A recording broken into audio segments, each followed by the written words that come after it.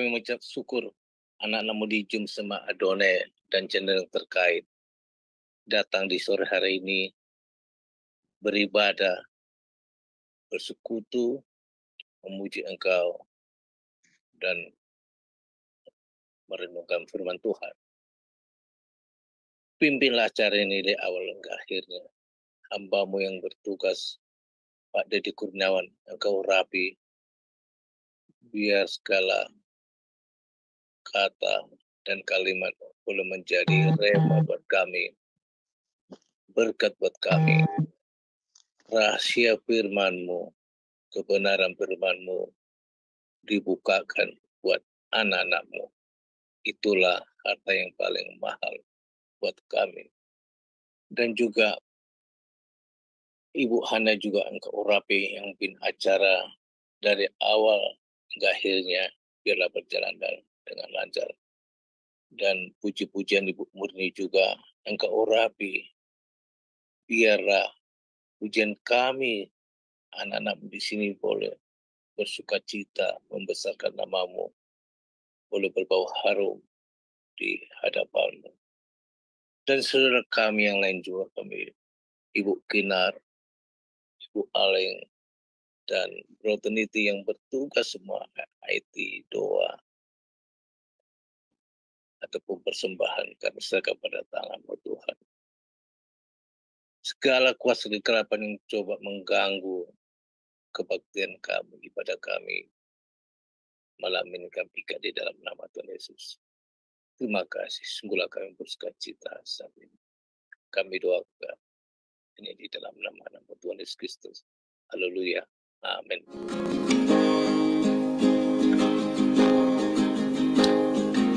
Tak ada yang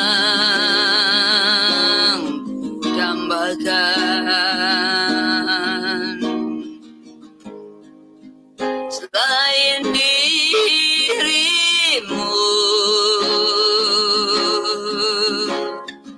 Tak ada yang ku inginkan, hanyalah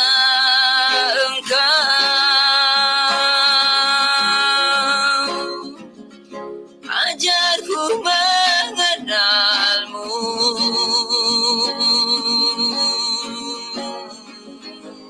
bawaku lebih mengenal-Mu, pribadi-Mu yang ku rindu.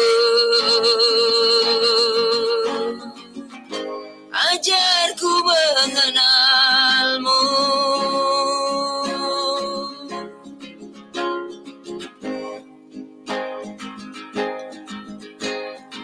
Aku ingin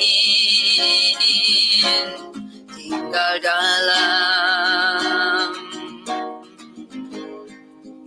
pelataran-Mu. Aku ingin lebih dalam di hadirat-Mu.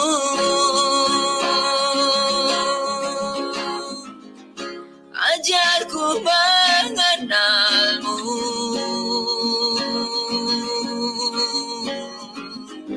bawaku lebih mengenal-Mu,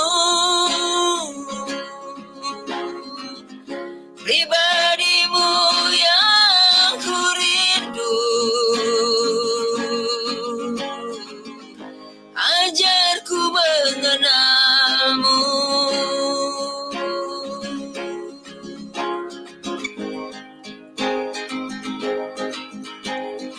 Tak ada yang ku dambakan selain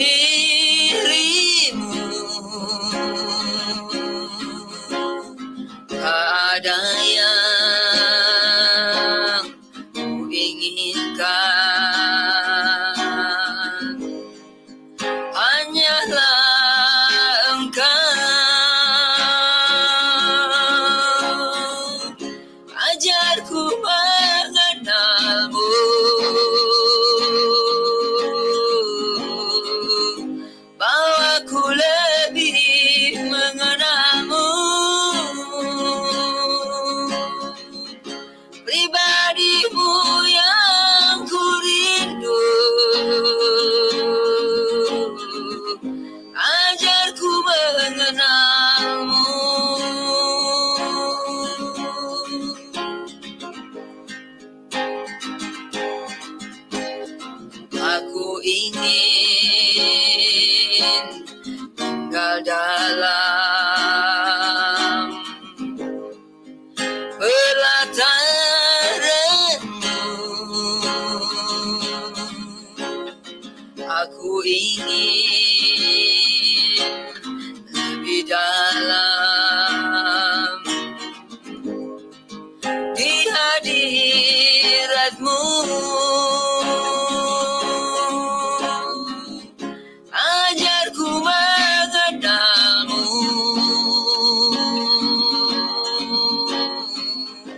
bawaku lebih mengenal-Mu, pribadi-Mu yang ku rindu. Ajarku mengenal-Mu, ajarku mengenal-Mu.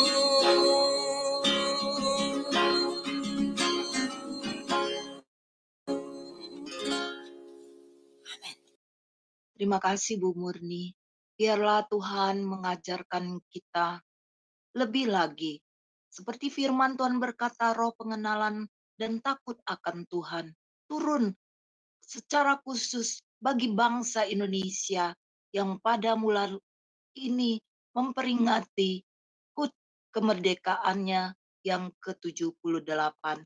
Biarlah bangsa kita boleh berbalik dari bangsa yang terkecil menjadi bangsa yang terbesar untuk yang percaya kepadamu, seperti kitab Yesaya mengatakannya. Terima kasih, saudara-saudariku yang terkasih di dalam Tuhan Yesus. Saya akan mengumumkan bahwa bila saudara-saudariku mempunyai permintaan doa, kami siap menerima. Bisa saudara-saudariku yang ada di Zoom bisa tulis pokok-pokok doanya di live chat, atau kalau saudara-saudariku yang sedang mendengar siaran langsung online di channel-channel YouTube, silakan menghubungi kami dan kami siap mendoakannya setiap hari di ibadah pagi Coffee Morning with Jesus Christ. Itu saja pengumumannya. Dan sebagai pujian, kita akan mendengar Indah Rencana-Mu Tuhan oleh Ibu Murni. Kami persilakan.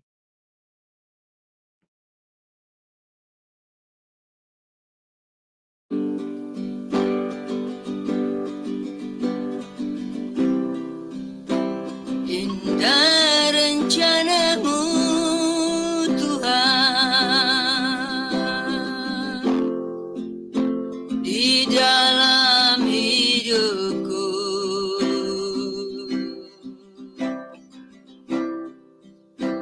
Walau ku tak tahu dan ku tak mengerti semua jalan-Mu,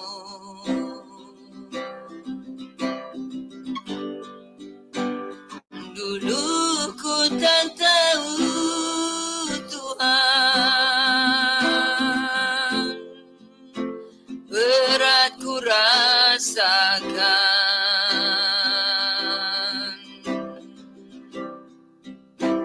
hati menderita dan ku tak berdaya menghadapi semua.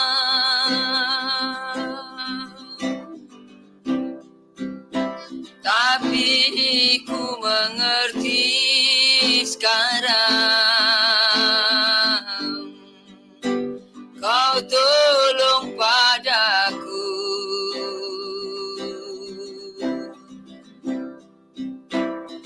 Kini ku melihat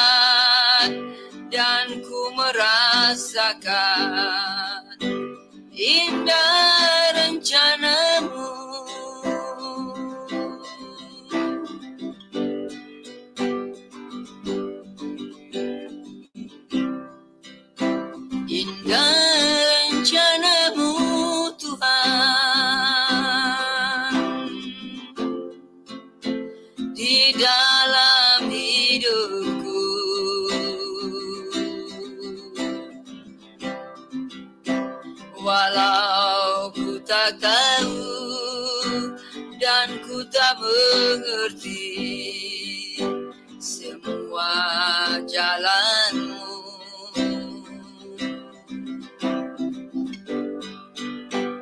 dulu ku tak tahu Tuhan, berat ku rasakan,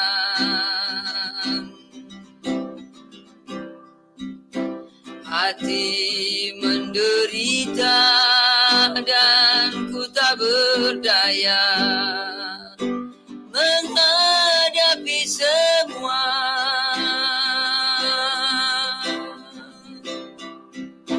Tapi ku mengerti sekarang, Kau tolong padaku.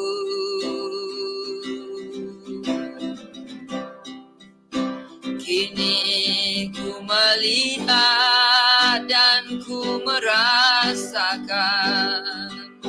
indah rencanamu,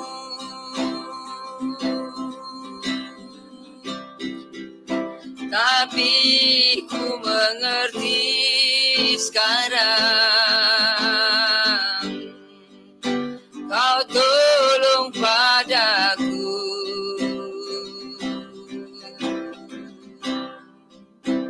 Kini ku melihat dan ku merasakan indah rencanamu,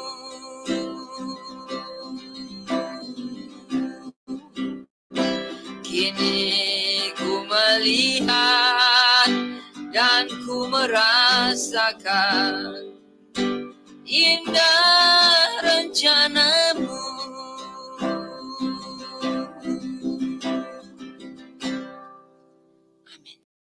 Amin.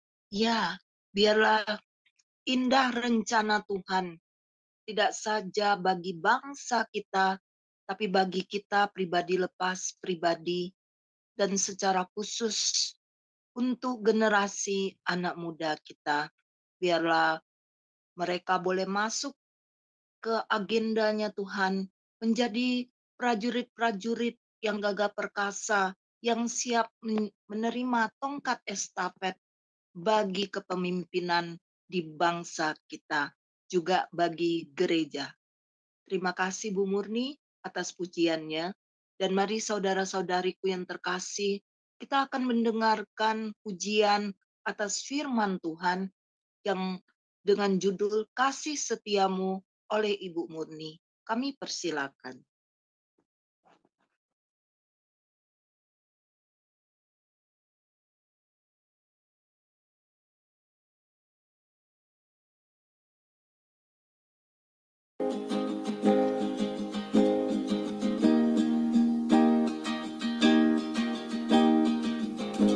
Kasih setiamu yang ku rasakan lebih tinggi dari langit biru. Kebaikanmu yang telah kau nyatakan lebih dalam dari lautan.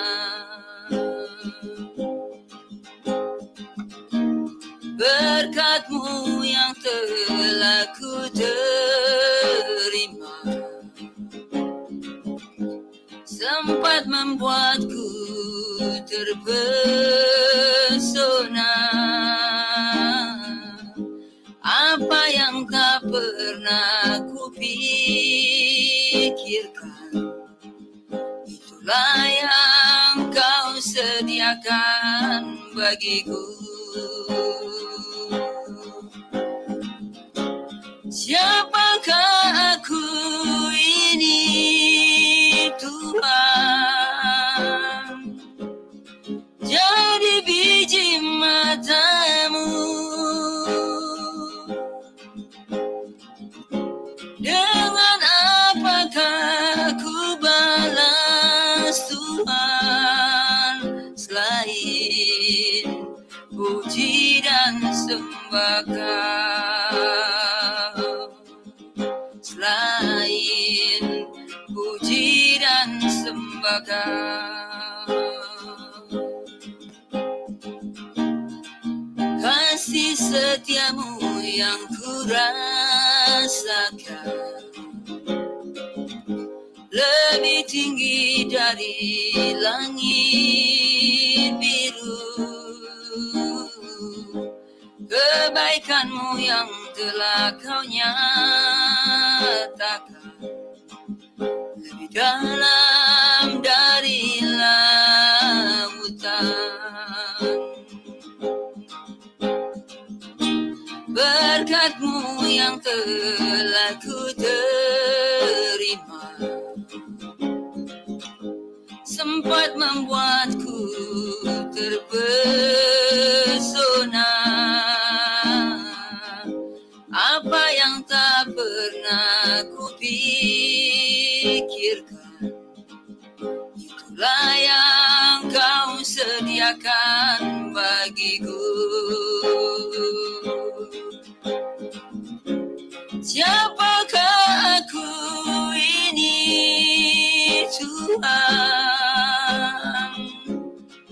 Jadi biji mata-Mu. Dengan apakah ku balas Tuhan, selain puji dan sembah Kau? Siapakah aku ini, Tuhan? Jadi biji mata-Mu.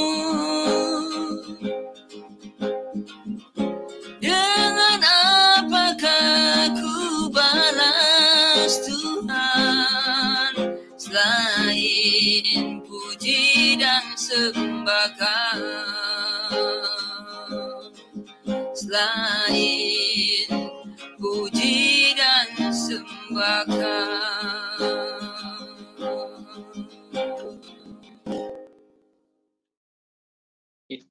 Ya, baik Bapak Ibu Saudara, sebelum kita mulai, kita tundukkan kepala dulu sebelum kita masuk ke dalam kebenaran firman Tuhan.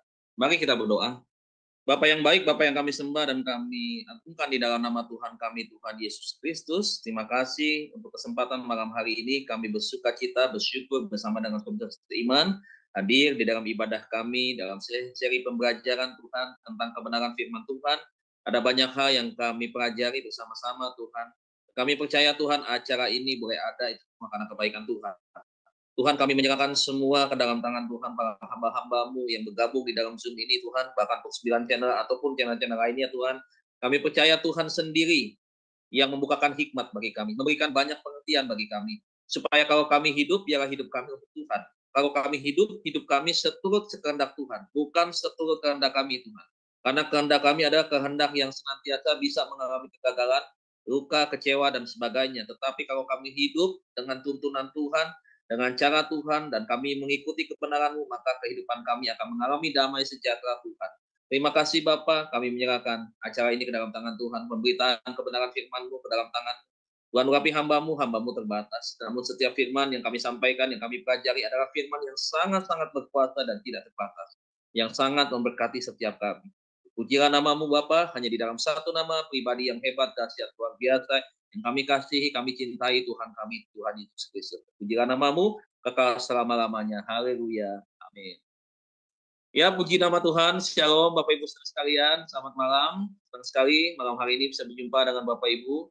Tentunya sebuah kehormatan untuk waktu kesempatan yang diberikan kepada saya. Nah, malam hari ini saya ingin menyampaikan satu tema, ya, sebenarnya berkaitan dengan sedikit yang disebut dengan, bukan sedikit sebenarnya, berkaitan dengan satu hal yang berkaitan dengan hak jawab kita tentang pernikahan Kristen, ya, tetapi di dalamnya berkaitan dengan benarkah ya poligami atau bigami dan poligami itu diizinkan oleh Allah di dalam perjanjian lama. Kenapa saya mengatakan demikian dan saya mengangkat masalah ini? Ya, karena ada banyak tuduhan-tuduhan, serangan-serangan yang dialamatkan kepada kita, ya, bahwa poligami itu dibenarkan di dalam Alkitab gitu. Jadi mereka bilang bahwa kok bukan kami saja yang poligami.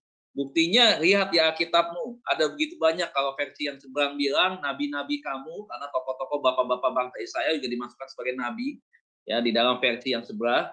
Dan mereka mengatakan bahwa ya tuh nabi-nabi kamu di dalam perjanjian lama istrinya lebih daripada satu. Kok Tuhan nggak pernah menghukum? Kok Tuhan nggak pernah malah memakai dan memberkati mereka dengan berbagai macam alasan dan sebagainya. Sehingga membuat mereka merasa bahwa mereka ini sama seperti apa yang ditulis di dalam Alkitab kamu begitu, di dalam PL. Nggak ada sesuatu yang salah dengan poligami dengan bigami begitu. Nah, sebenarnya kita tidak bisa melihat daripada satu peristiwa atau dari satu tokoh saja. Memang di dalam Alkitab ada beberapa tokoh-tokoh yang dipakai oleh Tuhan dan mereka punya istri lebih daripada satu. Tetapi kita tidak bisa ambil dari satu peristiwa atau dari satu ayat ataupun dari seorang tokoh begitu ya, yang dipakai Tuhan secara kebetulan begitu ya. Nah, kemudian menganggap bahwa itu adalah sesuatu yang direstui oleh Tuhan. Nah, sehingga orang bebas ya menganggap sebuah pernikahan itu adalah pernikahan yang boleh lebih daripada satu istri. Nah, benarkah demikian? Nah, kita akan belajar bersama-sama malam hari ini. Nah, Bapak Ibu saudara yang kasih Tuhan, kalau kita berbicara tentang bigami dan poligami, maka kita harus belajar dulu, lihat dulu daripada apa yang ditulis di dalam firman Tuhan di dalam kitab Kejadian. Ya, di dalam kitab Kejadian, coba kita lihat ya. Di dalam kitab Kejadian, kita akan lihat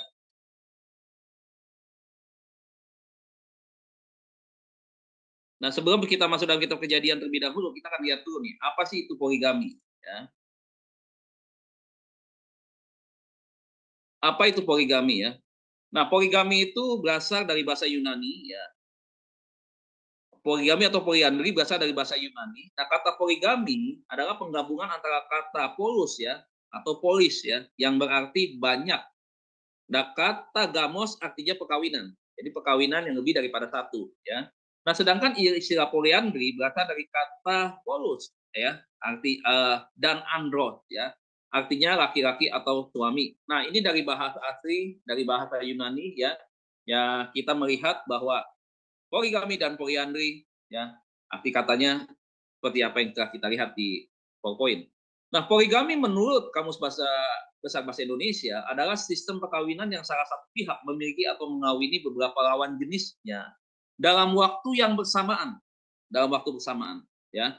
Arti sederhananya, poligami adalah orang yang beristri atau bersuami lebih dari seorang. Ya, jadi kalau seorang istri dia punya suami lebih dari satu disebut poliandri, walaupun jarang ya, lebih banyak poligami. Nah, sementara poligami adalah seorang suami atau seorang laki-laki dia punya istri lebih daripada satu. Itu yang disebut dengan poligami. Jadi kalau dia punya dua istri, laki-laki ini punya dua istri disebut dengan bigami.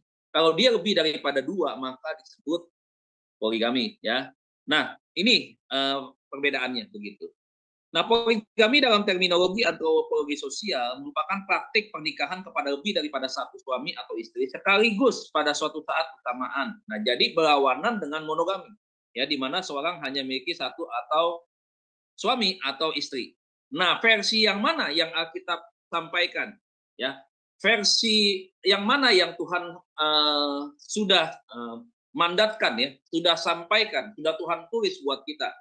Coba kita lihat ya berikutnya.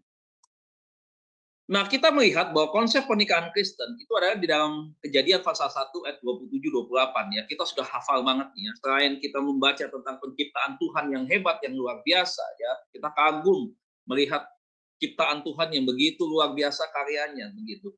Nah, saudara jangan pernah lupa bahwa di dalam kitab Kejadian juga ditulis tentang planning Tuhan, konsep Tuhan tentang keluarga, tentang pernikahan ya. Kejadian 1 ayat 27-28 berkata demikian, maka Allah menciptakan manusia itu menurut gambarnya dia. Ya. Menurut gambar Allah diciptakannya dia, laki-laki dan perempuan diciptakannya. Jadi yang diciptakan Tuhan adalah laki-laki dan perempuan. Ya. Kemudian ayat 28 berkata, Allah memberkati mereka. Setelah diciptakan, Tuhan memberkati mereka. Kemudian apa setelah diberkati? Beranak cucu dan bertambah banyak, penuhilah bumi dan taklukkanlah itu. Berkuasalah atas ikan-ikan di laut dan burung-burung di udara dan atas segala binatang yang merayap di bumi. Jadi kita lihat nih saudara ya, pernikahan Kristen ya, pernikahan Kristen itu dibangun di dalam Kejadian 1:28 ya, bahwa Allah mempersatukan laki-laki dan perempuan ya, bukan seperti zaman sekarang ya. Zaman sekarang laki-laki dengan laki-laki dipersatukan, perempuan dengan perempuan dipersatukan. Wah, ini sudah betul-betul sudah tidak alkitabiah ya, ini sudah melanggar, ini sudah melakukan suatu pemberontakan, suatu kejahatan di mata Tuhan. Ya, tidak dibenarkan ya, satu sama jenis ya melangsungkan pernikahan kemudian diberkati. Ya, tidak ada ya yang seperti itu. Nah, sekarang kita lihat slide berikutnya. Ada 3 konsep awal pernikahan versi Allah ya. Yang pertama, dibangun seorang penolong ya. Kejadian 2 ayat 18. Bapak Ibu bisa lihat Alkitab saudara di rumah. Saudara bisa lihat di dalam Kejadian pasal 2 ayat yang ke-18. Kejadian 2 ayat 18 dikatakan, Tuhan Allah berfirman, tidak baik kalau manusia itu seorang diri saja. Aku akan menjadikan seorang penolong baginya yang sepadan dengan dia. Ya. Jadi saudara, ada 2 hal penting di dalam Kejadian 2 ayat 18 ini. Dikatakan bahwa manusia tidak baik seorang diri. Ya. Maka perlu diberikan seorang penolong. Saudara lihat penciptaan, ya, hewan diciptakan berpasang-pasangan. Ya, kemudian hewan berkembang biak, ya, begitu banyak. Ya. Nah, manusia pun demikian. Tuhan melihat bahwa tidak baik seorang diri saja. Jadi harus ada seorang penolong yang akan mendampingi, yang akan menemani ya manusia ini begitu. Lantas Tuhan ciptakan kan begitu. Tetapi sebelum Tuhan ciptakan, Tuhan katakan apa? Ya, aku akan menjadikan seorang baginya yang sepadan dengan dia, setara, sama. Ya, tidak ada perbedaan dalam arti perbedaan ini dalam hak-hak ya, dalam hal-hal tertentu itu sama, dalam kedudukan sama, satu level, setingkat. Ya, jadi Tuhan ciptakan itu bukan berarti laki-laki lebih hebat. Bukan berarti laki-laki itu karena posisinya diciptakan duluan, dia punya kuasa sehingga dia boleh menindas istrinya, boleh menindas pasangannya, boleh memperlakukan sewenang-wenang wanita, tidak boleh. Karena diciptakan sepadan. Dan status wanita itu adalah sebagai seorang penolong dia. Ya, dia yang mendampingi kemudian dia menolong manusia itu atau seorang laki-laki. Ini harus dipahami, ini suami-suami harus mengerti ini. Jangan sampai ya mereka lupa diri. Ya, seakan-akan kalau sudah menjadi seorang laki-laki itu udah hebat. Seakan-akan boleh memperlakukan pasangannya dengan semau-maunya. Nah, ini harus bertobat betul-betul nih ya. Karena Tuhan bilang bahwa ciptakan laki-laki dan perempuan itu sama, sepadan. Ada lagu bilang wanita dijajah pria sejak dulu gitu. Waktu saya kecil tuh saya sering banget dengar itu lagu. Oh, zaman anak milenial sekarang jarang siapa mau dengar lagu kayak gitu gitu. Tapi lagu itu ada. Wanita dijajah pria sejak dulu. Sorry ya, Alkitab kita tidak pernah mengajarkan pria untuk menjajah seorang penolong baginya. Tidak pernah mengajarkan untuk laki-laki menindas atau yaitu tadi ya, memperlakukan seorang wanita itu dengan cara-cara yang tidak baik. Tidak seperti itu ya. Kita mengajarkan laki-laki harus bisa melindungi, menghormati sang penolong. Siapa itu? Istrinya. Begitu. Di dalam melindungi itu ada bentuk sebuah penghormatan. Salah satu bentuk penghormatannya adalah untuk menjaga. Menjaga apa? Menjaga hati daripada seorang penolong. Salah satunya adalah yaitu tadi, tidak boleh menduakan lah istilahnya ya. Tidak boleh mengambil wanita lain. Nah, Tuhan tahu sejak awal. Tuhan menciptakan ini, yang menciptakan sesuatu bahwa hanya satu saja.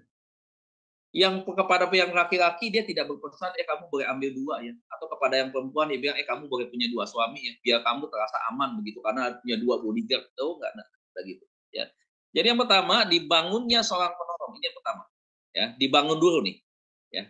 Dibangun seorang penolong. Nah, sekarang kita lihat yang kedua ya, 3 konsep awal ini nih tentang pernikahan versinya Allah. Kemudian yang kedua, diberikan seorang penolong. Jadi sudah diciptakan. Nah, di dalam Kejadian 2 ayat 21-24, Bapak Ibu kita masih lihat di Kejadian 21 ya. Di kitab Kejadian yang di pasal 2 kita masih membuka kitab kita. Saudara lihat di ayat 21 dan 24. Ayat 21 sampai dengan 24 ya, firman Tuhan berkata demikian. Lalu Tuhan Allah membuat manusia itu tidur nyenyak. Siapa manusia itu? Laki-laki, Adam ya, nyenyak. tidurnya nyenyak. Ketika ia tidur, Tuhan Allah mengambil salah satu rusuk daripadanya. Salah satu rusuk. Bapak Ibu Saudara yang kasih Tuhan, kita ini punya 12 pasang rusuk atau jumlah totalnya adalah 24, baik laki-laki maupun perempuan. Saudara perhatikan, Alkitab berkata bahwa laki-laki diambil oleh Allah ya, atau Allah mengambil salah satu dari tulang rusuk ya, salah satu rusuk daripadanya. Ya, kemudian menutupnya lagi dengan daging. Saudara lihat, diambil satu dari 24 tulang rusuk yang ada pada manusia dulu sama, diciptakan bulan dari dulu 24 juga sampai dengan hari ini juga sama 24. Nggak mungkin dulu 78 tulang rusuknya sekarang menurun karena dosa jadi manusia 24 saja. Enggak, dari dulu 24 sama. Tuhan ciptakan sis ya. 24 tulang rusuk. Ya, kemudian diambil cuma satu.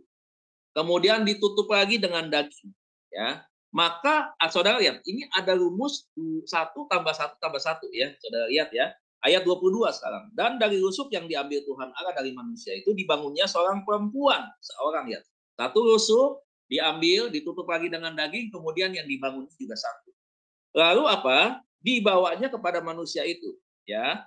Lalu berkatalah manusia itu, inilah dia, tulang dari tulangku dan daging dari dagingku. Dan ia akan dinamai perempuan sebab ia diambil dari laki-laki. Sebab itu seorang laki-laki akan meninggalkan ayahnya dan ibunya dan bersatu dengan istrinya, sehingga keduanya menjadi satu daging. Lihat, jadi 1 tambah 1 tambah 1 kemudian dipersatukan, ya, kemudian tetap satu daging, menjadi satu daging karena diambil dari sumbernya yang sama. Makanya seringkali kadang-kadang kita sedang bercanda begitu ya, kalau kadang-kadang ya suka ya memperlakukan pasangan dengan cara-cara yang tidak enak begitu. Sama juga dengan menyakiti diri kita sendiri sebenarnya begitu. Kalau kita kembali ke Alkitab, ya kan seperti ini kan yang Alkitab bilang begitu. Sebenarnya pria ini atau orang ini sedang menyakiti daripada si wanita atau istrinya itu. Jadi kadang-kadang kita suka ingetin begitu kan, kadang-kadang ya namanya kita laki-laki begitu, kadang-kadang suka emosi yang meluap-luap, kadang-kadang tanpa sadar ya bertindak dengan cara-cara yang tidak menyenangkan seperti itu. Ya, nah jadi ini yang kedua, diberikan seorang penolong. Ya, diberikan seorang penolong yang disebut dengan perempuan, ya, kemudian diberikan lagi kepada laki-laki itu atau manusia itu, kemudian dipersatukan, ya, dan keduanya menjadi satu daging. Nah, yang ketiga, dipersatukan dalam pernikahan kudus, ya. Kejadian 1 ayat 28 tadi, ya. Allah memberkati mereka, lalu Allah berfirman kepada mereka, beranak cuculah dan bertambah banyak, penuhilah bumi dan taklukkan itu, berkuasa atas ikan-ikan di laut dan burung-burung di udara dan di atas segala binatang yang melayap di atas bumi. Ya, jadi itu. Nah, apa yang dimaksud dengan hal ini? Yang pertama, Allah sendiri yang memberkati. Allah yang Maha Kudus itu memberkati pernikahan dua manusia yang Dia ciptakan. Kemudian diberikan mandat untuk melahirkan keturunan-keturunan ilahi.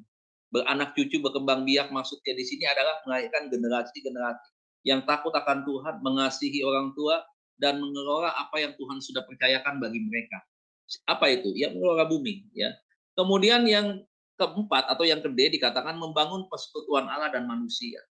Membangun satu hubungan yang begitu intim, yang begitu dekat antara manusia dengan Tuhan. Kalau kita pelajari, hubungan manusia dengan Allah sebelum manusia jatuh dalam dosa kan begitu dekat sekali. Begitu. Nah, jadi saudara lihat seperti ini, bahwa inilah konsep pernikahan Tuhan dari awal. Dan harus kita ingat bahwa Tuhan kita, Bapak Ibu Saudara, adalah Tuhan yang konsisten. Apa yang Dia firmankan itu adalah firman yang Dia, artinya begini, ketika Dia menulis tentang firman-Nya, ya, apa yang Dia sampaikan itu adalah sesuatu yang konsisten. Dia bukan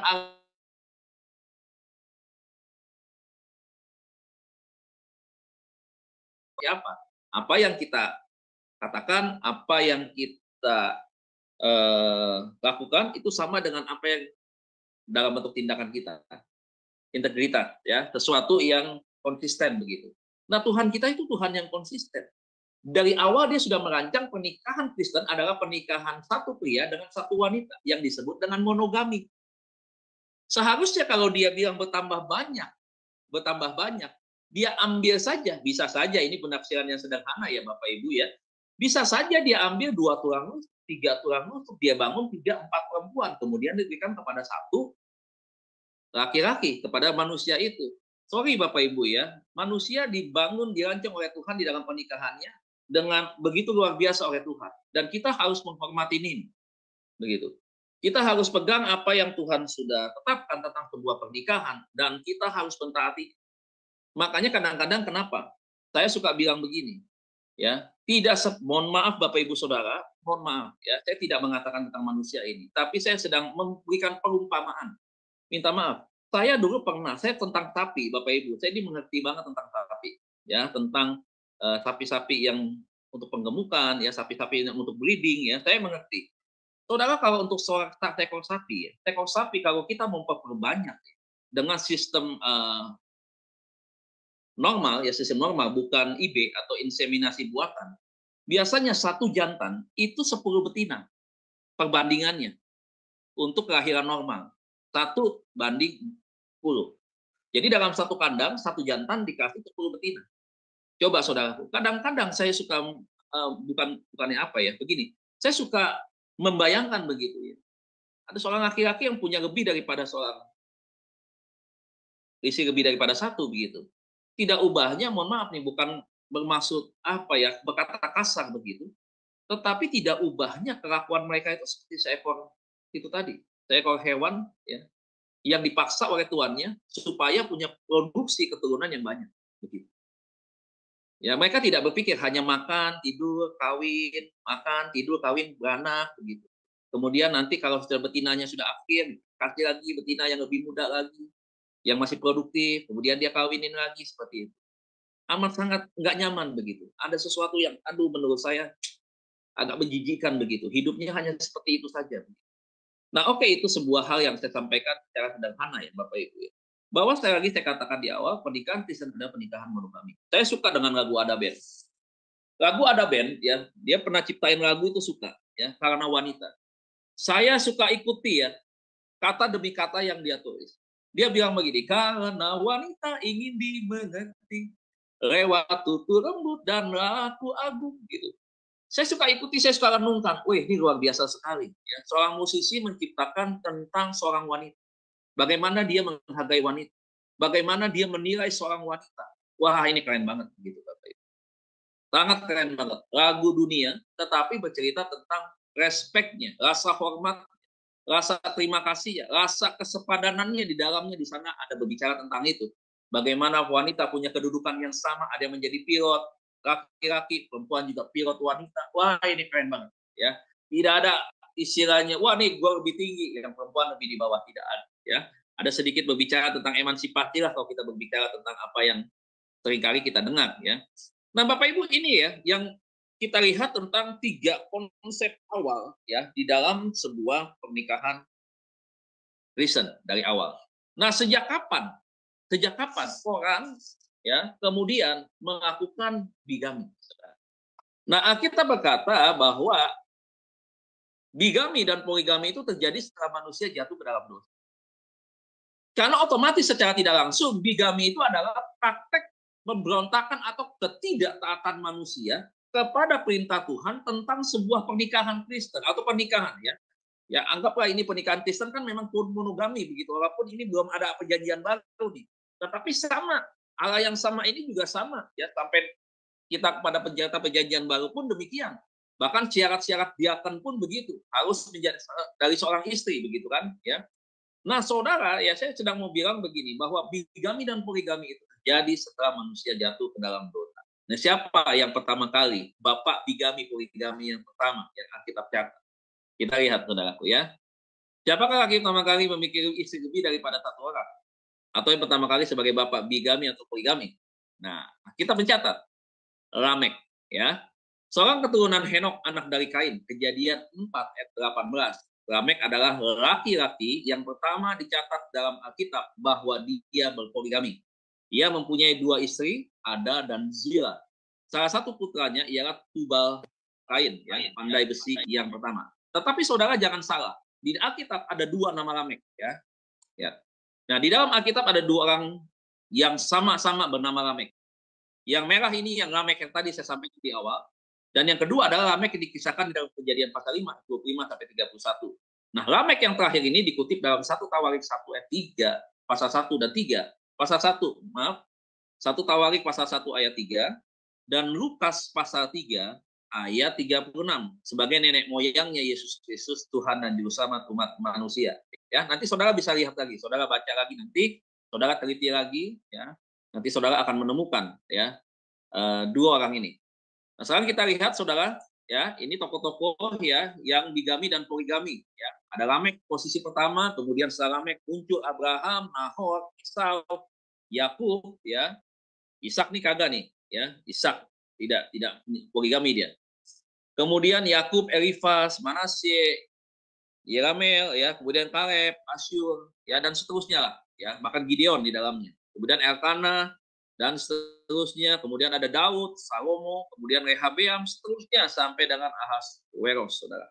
Nah, ini adalah tokoh-tokoh di dalam Alkitab kita baca yang mereka punya istri lebih daripada satu. Saudara, kalau kita perhatikan, ya, saya ini adalah anak korban poligami, Bapak Ibu, ya. Saya punya seorang papa yang boleh dibilang istrinya lebih daripada satu. Ya, istrinya lebih daripada satu. Jadi apa namanya? Kami tidak saling kenal awalnya. Tapi ketika satu kali ada satu acara begitu, kami saling bertemu.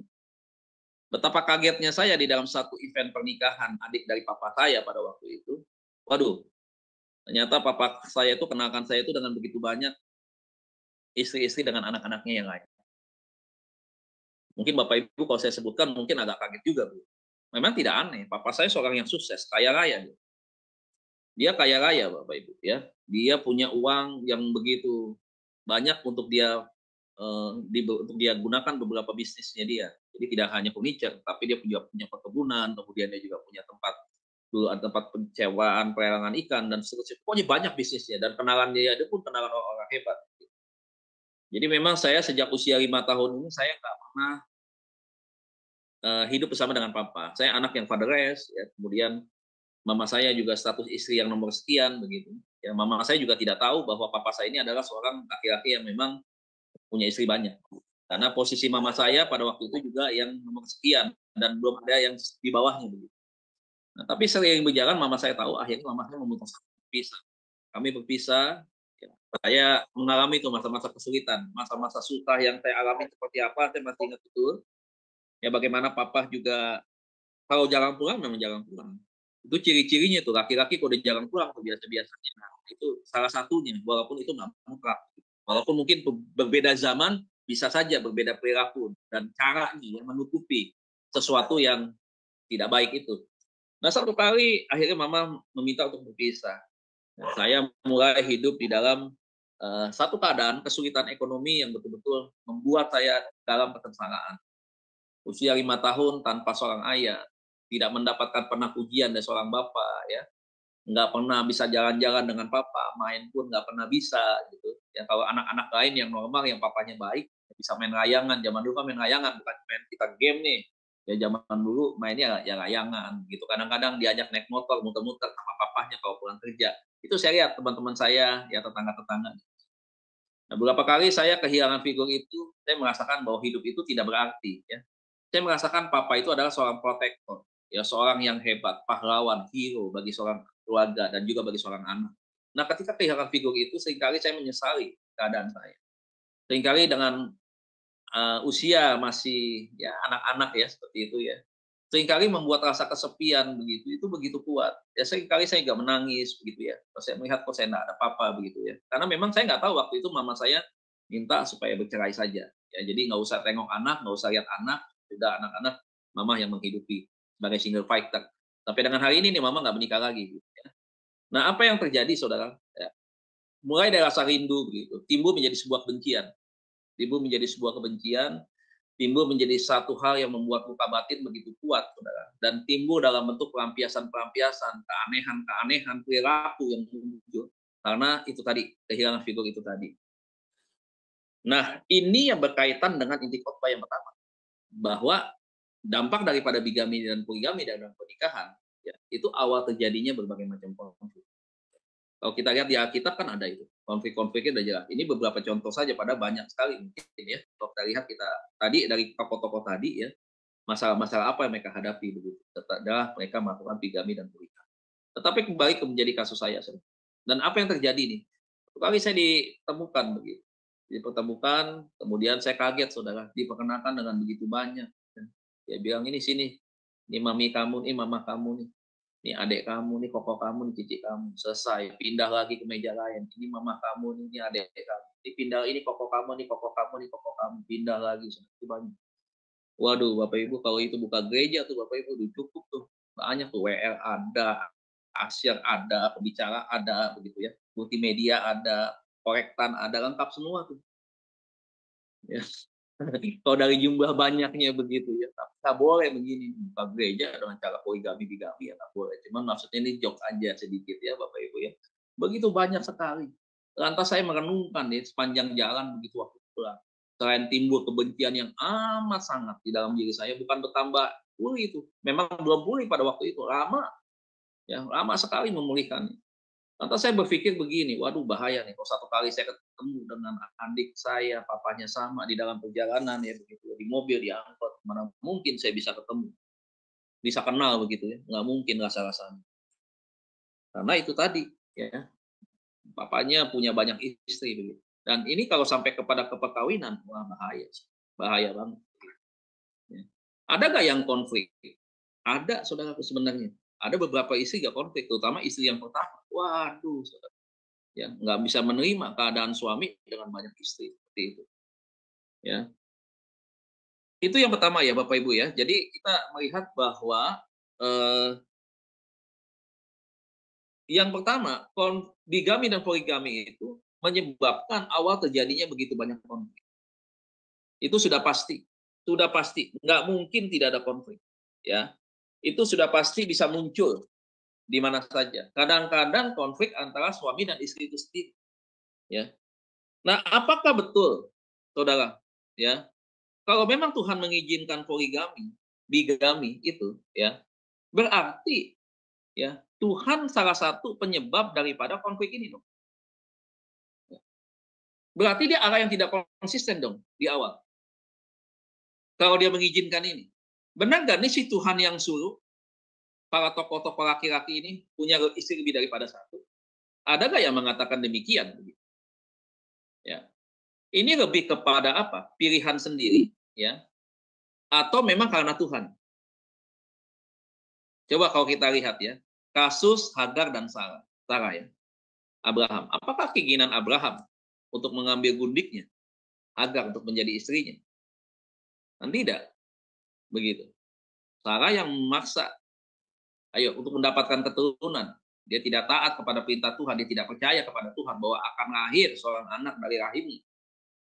Kemudian dia meremehkan itu, perkataan Tuhan. Kemudian dia suruh itu. Mulai penyebab konflik. Lihat keturunannya sampai hari ini. Lihat. Apakah Tuhan yang mengancam? Apakah Tuhan yang nyuruh nih, ayo kamu menikah lebih daripada satu istri? Nggak mungkin Bapak Ibu. Karena Tuhan bukan pencipta konflik. Tuhan mengajarkan kita untuk kita membangun satu hubungan yang penuh dengan kasih ya. Apalagi berbicara tentang keluarga yang sangat penting. Ya. Pembentukan suatu bangsa, satu keluarga, satu masyarakat itu dimulai dari keluarga, saudara. Nah, kalau keluarganya penuh dengan konflik, ya, ketidakakuran atau suami dan istri, ada ketidakadilan di sana, ada ketidakjujuran di sana, apakah itu dari Tuhan? Dari sini saja kita bisa melihat di awal Tuhan membangun sebuah pernikahannya itu ada pernikahan monogami. Tetapi kalau buat yang poligami, ya, mereka melakukan itu, muncul berbagai konflik. Nah, ini kita sudah lihat, ini saja sudah melenceng jauh, ya. Jadi jangan bilang bahwa ini datangnya dari Tuhan, tidak. Nah, sekarang kita lihat ya, Tuhan menegur Salomo tentang hal ini. Coba kita buka 1 Raja-Raja pasal 11 ayat 3, kemudian kita lompat ke ayat yang 11. 1 Raja-Raja. Bapak Ibu kalau sudah ada yang dapat bolehlah buka itunya, baca biar cepat ya. Saya pakai Alkitab saya ini nggak ada itunya. 1 Raja-Raja berapa, Pak? Ya, 1 Raja-Raja 11, Bu. Kemudian ayat yang ketiga, kemudian lompat ayat 11. Saya baca ya, Pak. 1 Raja-Raja 11 ayat 3. Ayat 3, kemudian lompat ayat 11. Ia mempunyai 700 istri dari kaum bangsawan dan 300 gundik. Istri-istrinya itu menarik hatinya daripada Tuhan. Ayat 11. Lalu berfirmanlah Tuhan kepada Salomo, oleh karena begitu kelakuanmu, yakni engkau tidak berpegang pada perjanjian dan segala ketetapanku yang telah kuperintahkan kepadamu, maka sesungguhnya aku akan mengoyakkan kerajaan itu daripadamu dan akan memberikannya kepada hambamu. Ya, amin. Makasih, Bu. Lihat nih, apa yang Tuhan perintahkan yang Tuhan katakan kepada Salomo? Apakah Tuhan senang dengan begitu banyak istri? Tidak kan? Istri yang begitu banyak, ini versi Salomo ya. Dia menikahi istri-istri dengan jumlah yang begitu banyak ya. Kemudian istri-istrinya juga bukan di dalam Tuhan. Apa yang terjadi, saudara? Salomo yang tadinya, saudara, menjadi pribadi yang betul-betul mengasihi Tuhan, dia berubah. Dia berubah, akhirnya mengikuti Allah daripada istrinya. Saudara lihat tuh di ayat 11 dikatakan, Tuhan itu bukan berarti senang. Tuhan memperingatkan itu. Ya, Tuhan sebenarnya sedang memberikan tahu kepada Salomo. Ya, lihat nih, ada dampak, ada sesuatu. Tuhan sudah menilai apa yang dilakukan oleh Salomo di dalam kehidupannya dengan istri-istrinya seperti itu. Ya, saudara lihat ya, ini lihat nih. Ya, Tuhan sudah sangat jelas nih, ya bahwa Tuhan mengatakan demikian kepada Salomo. Kemudian Maleakhi pasal 2 ayat 15, Bu. Lanjutkan, Bu. Maleakhi pasal 2 ayat 15.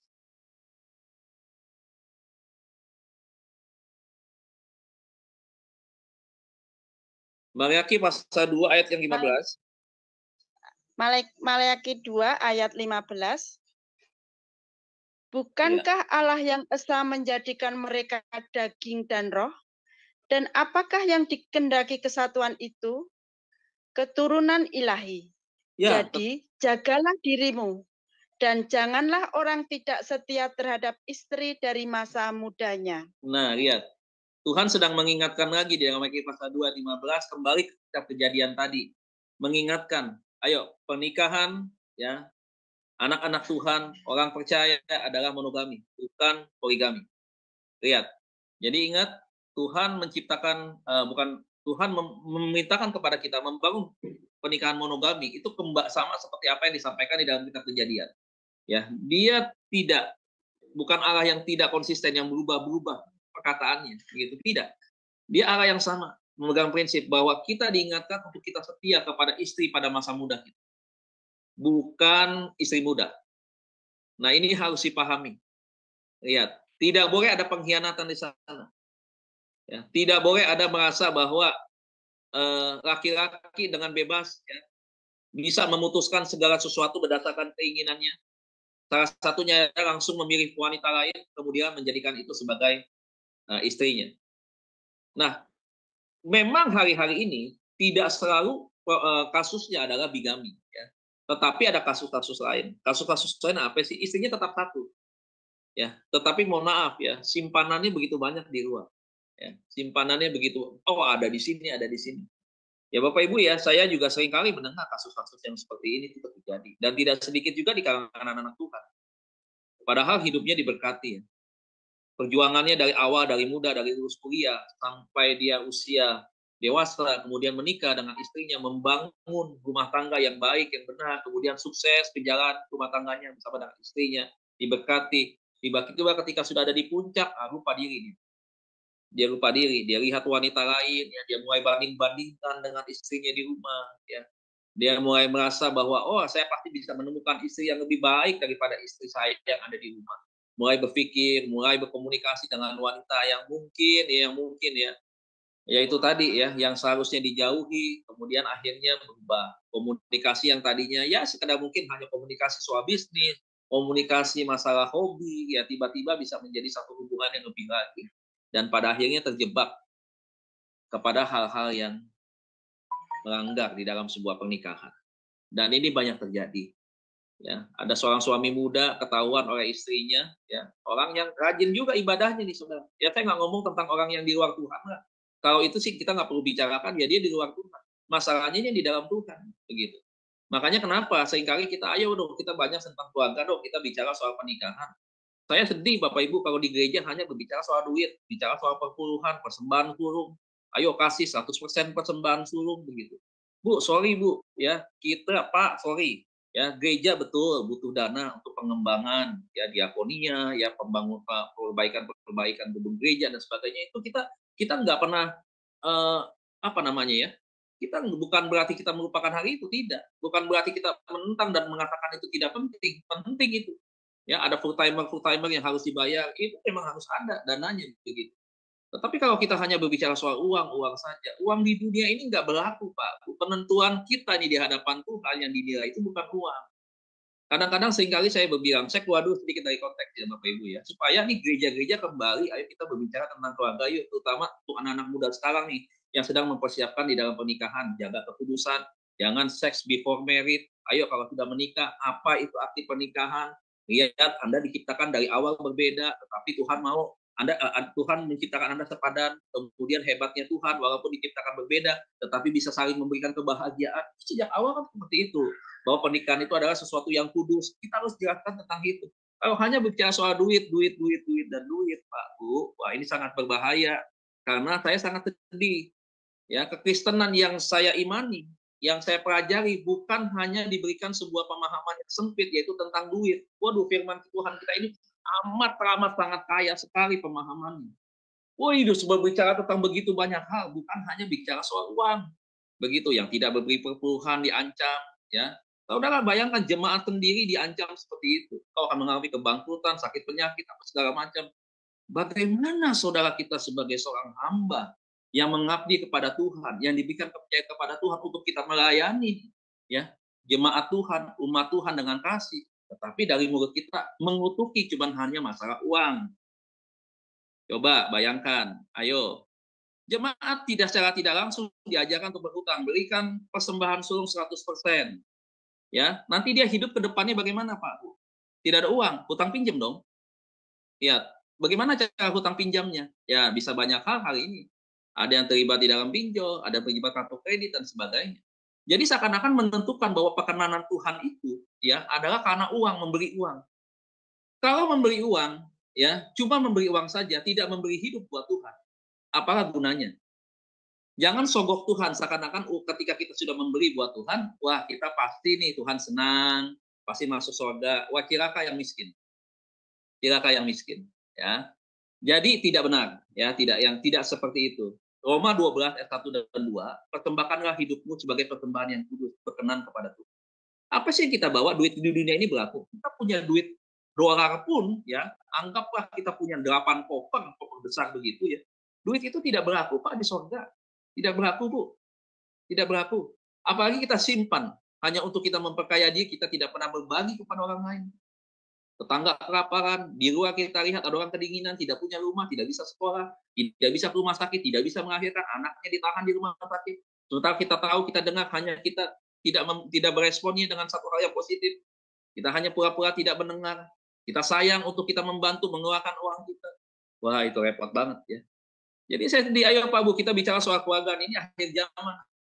Tantangan kita menghadapi anak-anak generasi milenial seperti apa? Tingkat perceraian di kalangan Kristen semakin hari semakin kuat. Tingkat perzinahan para pria-pria Kristen di luar begitu meningkat.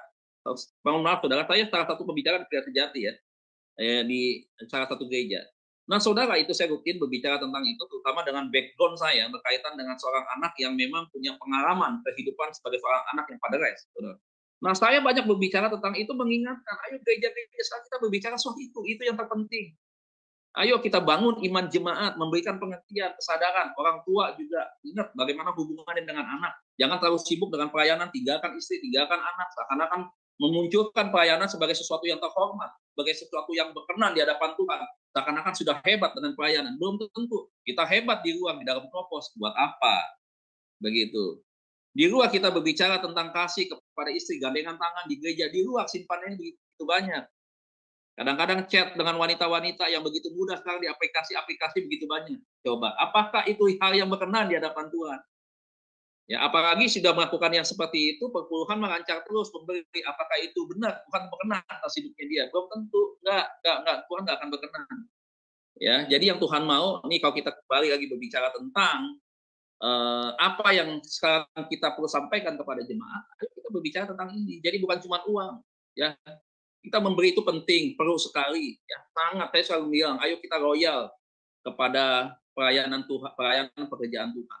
Royal buat gereja, buat hamba-hamba Tuhan, buat visi. Ayo kita tabur, ya kita beri begitu. Ya, tetapi kita harus juga hidup benar juga di hadapan Tuhan. Bukan cuma kita kasih duit kita doang selesai perkara urusan, bukan seperti itu. Ya, kita harus juga mempersembahkan hidup kita semakin benar di hadapan Tuhan. Introspeksi diri setiap hari. Tuhan, saya sudah jadi orang Kristen sekian tahun. Tuhan kan nggak lihat saya belasan tahun nih jadi Kristen. Tetapi kan Tuhan mau hati saya, hidup saya apa yang sudah saya perbuat, kan begitu.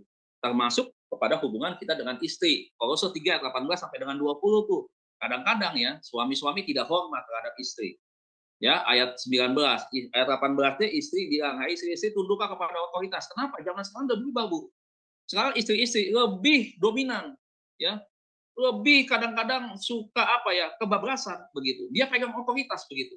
Suaminya ditekan habis. Kenapa? Karena banyak istri-istri sekarang posisi jabatannya begitu tinggi. Gaji bisa ratusan puluhan juta tuh. Ada yang seperti itu. Tapi sama suami nggak ada hormat-hormatnya. Waduh, ngomong kasar di depan umum dia nggak peduli tuh Bapak Ibu. Dia bisa maki-maki suaminya, dia maki-maki depan orang. Betul begitu. Ya, diinjak-injak harga diri suaminya. Waduh, jangan begitu. Nggak boleh. Kau taatlah kepada firman. Firman Tuhan bilang, kalau keluargamu tidak mau hancur, ya istrimu tidak, suamimu tidak mau selingkuh, ya, suamimu mau menjadi satu suami yang bertanggung jawab, ya. Dia juga, saudara harus juga memulai dari respon saudara sebagai seorang istri. Memperlakukan suami kita seperti apa? Begitu. Hormati dia, begitu. Ya, tapi kan dia Pak cuma gaji cuma 4 juta, 5 juta, cuma sales doang Pak. Kalau saya kan presiden direktur, apakah Tuhan mengatur demikian? Tuhan mengatakan demikian. Kalau kau punya jabatan pendudukan tinggi di dunia ini, maka tindaslah suamimu. Kan nggak ada ngomong begitu. Jadi ketika kau punya kedudukan tinggi, suami kedudukannya jauh lebih rendah daripadamu. Kau di kantor dapat penghormatan begitu banyak, begitu tinggi penghormatannya, suamimu seperti biasa-biasa saja. Gitu. Kau ketika di keluarga, kau ketika di dalam keluarga, kau harus tunduk. Karena yang pegang otoritas itu adalah suami. Tetap harus hormati. Ya. Jadi jangan sampai kita kebablasan ya buat istri-istri. Tapi saya tidak bermaksud untuk menghakimi, tidak. Tetapi kita harus mengingatkan satu sama lain kan. Nah supaya itu tadi kembali kepada firman. Ya. Ikuti aja apa kata firman. Pastilah Pak Bu kita nggak pernah akan salah di dalam melangkah. Kemudian suami-suami juga begitu. Hormati dong istri kita, ya. Hargai dia. Kadang-kadang mau diperlakukan seperti raja. Kopi dingin sedikit, ngamuk, marah, kecewa. Coba ngata-ngatain istri, tunjuk-tunjuk istri. Kadang-kadang istri sudah berkorban, bangun pagi-pagi, siapkan makanan, siapkan kopi. Karena cuma kopinya kurang manis saja, nggak mau diminum. Sarapan rotinya tidak dimakan. Ditinggal pergi ngeluyur tanpa pamit, tanpa bilang sama istri, "Mah, aku pergi dulu. Mah, aku berangkat dulu. Cipika-cipiki kah?"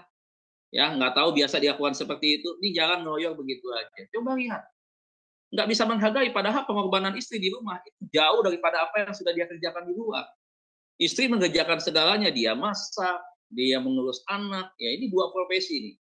Belum profesi lainnya, apalagi dia. Dia bisa menjadi seorang suster untuk merawat suaminya sakit, anaknya sakit, dan begitu banyak profesi yang dikerjakan oleh seorang wanita di rumah. Nah ini kan fungsi dia sebagai penolong. Tapi kadang-kadang ada suami-suami yang tidak menghargai itu. Nah ini supaya sadar nih, ayo Efesus 5 ya. Kemudian Korintus Kolose 3 ayat 18 sampai dengan 20 ini ya sudah harus kita lakukan dengan baik. Ya, kita harus menjalankan fungsinya dengan penuh ketaatan kepada Tuhan. Ya, anak-anak harus hormat sama orang tua. Di zaman sekarang nih banyak orang tua bilang, "Pak, saya nyerah ngurus anak saya. Pak, saya udah nyerah dan nggak mau tahu dah Pak anak tidak tahu." Sumber konflik perceraian juga bisa terjadi dari karena masalah anak. Suami bilang, kamu di rumah terus, kamu bisa belanja ke mall, ngabisin duit, lu nggak pernah perhatiin anak. Nah sekarang anak aja terkena narkoba, anak kita terlibat kriminalitas, anak kita terlibat ini dan seterusnya, kasus Mario Dendi itu. Akhirnya salah-salahin, orang tua akhirnya bicara gara-gara itu. Begitu. Nah coba, saling sibuk di luar, tidak memperhatikan anak. Anak tidak terhormat sama orang tua. Kenapa anak tidak bisa hormat sama orang tua? Karena orang tua tidak membangun kedekatan dengan anak. Setiap hari yang ditontonkan hanya suatu keributan-keributan, cekcokan. Nah, ayo kita berpikir ulang seperti ini. Ini saya keluar sedikit dari konteks, ada berbicara tentang keluarga. Ayo kita berbicara tentang ini dong, gereja-gereja. Jangan hanya kita berbicara tentang itu, menghakimi satu sama lain karena doktrin, begitu. Saudara, saya selalu bilang, doktrin kita berbeda, oke. Kita pelajari, sampaikan dengan benar kepada jemaat. Jangan nyerang pribadi. Ya. Kenapa? Kalau kita menyerang pribadi, identitas kekristenan kita sedang dinilai oleh orang. Begitu. Saudara sampaikan itu dengan respek, dengan penuh hormat, dengan penuh kasih kepada orang yang salah mungkin menyampaikan firman. Sampaikan itu, bukan dihakimi, dijelekin keluarganya, anaknya begini, ditunjuk-tunjuk, dibilang dengan kata-kata yang tidak sopan. Bukan begitu kekristenan. Bukan begitu. Saya belajar Pak Bu ya, walaupun tidak sepengalaman dari Pak Daniel, jam terbangnya begitu banyak. Saya belajar, di teologi kita juga banyak perbedaan. Kenapa sih kita harus serang satu sama lain? Bukankah begitu banyak teologi memperkaya? Kecuali memang yang aliran sesat tidak mengakui Yesus sebagai Tuhan. Tetapi juga bukan berarti kita menghakimi orangnya. Kita harus lihat jiwa-jiwanya itu penting sekali untuk kita selamatkan. Pemahaman doktrinnya harus kita lawan, tapi dengan cara-cara yang baik. Jangan, nggak boleh, karena ini jiwa-jiwa penting. Oke, itu yang pertama, terjadinya konflik. Yang kedua, Bapak Ibu Saudara, yang kedua, ini saya belum sempat catat ya. Yang kedua adalah menurunkan kutuk dan dosa. Saudara dari keturunan papa saya nih, ya, saya tidak menjadikan papa, tapi memang keluarga sampaikan apa saja yang pernah kamu alami, biar menjadi sebuah pembelajaran bagi banyak keluarga, banyak suami-suami, bagi mama-mama, bagi anak-anak. Kenapa? Karena dapat semua. Satu, jadi suami harus jadi suami yang setia, yang baik. Ya, jangan cari susah sendiri, jangan cari masalah sendiri dengan memperbanyak istri. Satu, hidupmu akan sengsara nanti, akan terlantar nanti di hari tua. Dan itu betul dialami oleh papa saya. Bangkrut habis-habisan, sakit parah, kanker paru-paru dan tidak dimerawat. Coba bayangkan, istrinya pada waktu dia kaya raya, istrinya pada berebut, minta ini, minta itu, segala macam perhiasan tuh seperti toko emas tuh. Tapi begitu papa bangkrut semua, ditinggalkan semua tuh, anak-anaknya terluka semua, nggak ada yang nengok dia. Sampai saya pun, saudara, waktu saya menengok dia dalam keadaan sudah meninggal, saya nggak mau ketemu dia pada waktu dia sekarat. Sakit hatinya bukan main. Nah itu kisahnya, saudaraku ya. Untuk yang suami nih, yang untuk soal mama, bagaimana wanita-wanita yang dibigami, apakah akhir dari segalanya? Kiamat buat dia dan dia tidak bisa lakukan apa-apa lagi? Tidak seperti itu, Bu. Ya, mama saya bisa berjuang membesarkan kami berdua sampai saya besar, sampai dengan saya sampai hari ini. Itu karena seorang ibu, hebatnya seorang mama. Itu. Jadi bukan berarti ketika suami melakukan yang seperti itu kita ditinggal, disengsarakan, kemudian habis sudah kita. Kemudian berusaha untuk cari laki-laki lain, itu bukan solusi. Bukan solusi yang utama menyelesaikan kasus atau masalah yang sedang dihadapi, bukan itu. Ya. Tetapi ketika kita ditinggalkan, sekarang saya belajar bahwa kita tetap kita belajar menjalani kehidupan ini dengan tetap berharap kepada Tuhan. Menyerahkan semua persoalan ini ke dalam tangan Tuhan. Gak usah sakit hati, gak usah dendam iri hati, karena itu akan menjadi racun buat kita. Kita belajar untuk kita sepahit apapun pengalaman itu, ya, kita mengampuni, ya. Karena Tuhan sama di atas kayu salib mengatakan mereka nggak tahu apa yang mereka perbuat. Karena mereka tidak tahu, mereka melakukan sesuatu yang salah. Nah, kalau kita udah tahu nih, maka kita mengampuni, melepaskan itu, pengampunan. Ya, itu dari versi seorang ibu. Dan seorang anak seperti saya, nggak usah kita menjadi anak-anak yang terluka, diperlakukan seperti itu oleh papa kita. Tapi kita belajar, ayo sama-sama juga, ya. Pengampunan yang terutama itu penting. Yang kedua, kita belajar. Ayo kita masih punya orang tua. Ayo kita backup, kita menjadi anak yang baik. Kita support mama, ya, yang masih bersama dengan kita, begitu. Dan menjadilah anak yang baik. Tunjukkan bahwa tanpa seorang ayah, walaupun saya sebagai anak yang tinggalkan seorang ayah, tapi saya mampu menunjukkan kepada orang lain bahwa saya tidak seperti dugaan orang. Wah, ini masa depannya hancur. Wah, ini akan jadi penjahat dan seterusnya. Sama seperti perlakuan orang terhadap saya pada waktu itu. Sebagai anak korban daripada poligami. Ya. Saya tetap percaya bahwa satu hari Tuhan pasti akan memberikan satu hari yang indah. Sama seperti kita pengkhotbah bilang. Tuhan membuat segala sesuatu indah pada waktunya. Ada waktunya Tuhan. Begitu. Jadi lihat apa yang terjadi. Kutuk, ya, dosa dan kutuk itu yang poin kedua. Ya, dampak daripada poligami, bigami itu, dosa perzinahan pasti itu. Anak dari bapak yang poligami, yang suka main perempuan, itu turun pasti ke anaknya. Anaknya juga akan melakukan hal yang sama. Nggak usah dibantah dah, nggak usah dibantah.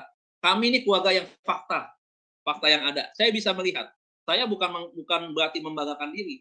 Dari sekian banyak istri-istri beliau, ya, almarhum ya, bahwa yang jadi hanya satu, ya, yang jadi hamba Tuhan, yang sekolahnya cukup lumayan, itu hanya saya, begitu. Yang lain-lainnya sudah kawin cerai, ada yang menikah suami entah kemana atau siapa nggak tahu, begitu. Terjadi. Saudara lihat saja ilustrasi dari Jonathan Edward dan Mahjub. Lihat Jonathan Edward kehidupannya dengan Mahjub. Kemudian lihat ke bawahnya lagi dengan keturunan yang terjadi.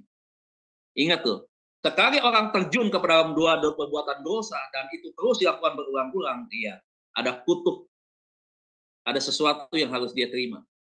Nah, kita mau pilih mana? Hidup dalam berkat atau hidup dalam kutuk? Ya sudah pasti kita sebagai orang yang tahu kebenaran, kita pasti pilih hidup dalam berkat, bukan dalam kutuk. Ya.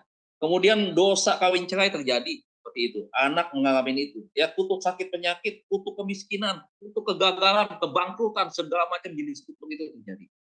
Ya. Jadi ini hati-hati, ini poin yang kedua. Poin yang ketiga, poin yang terakhir, yaitu menyebabkan kehancuran. Ya, rumah tangga hancur, berpisah. Ya, tidak sedikit anak-anak yang putus sekolah. Mohon maaf, sekarang anak-anak yang akhirnya terlibat sebagai pengedar narkoba karena cari uang untuk keluarga. Ada anak-anak terlibat di dalam geng motor sebagai pelampiasan. Mohon maaf, ada anak-anak wanita yang mohon maaf ya Bapak Ibu ya, yang menjual dirinya.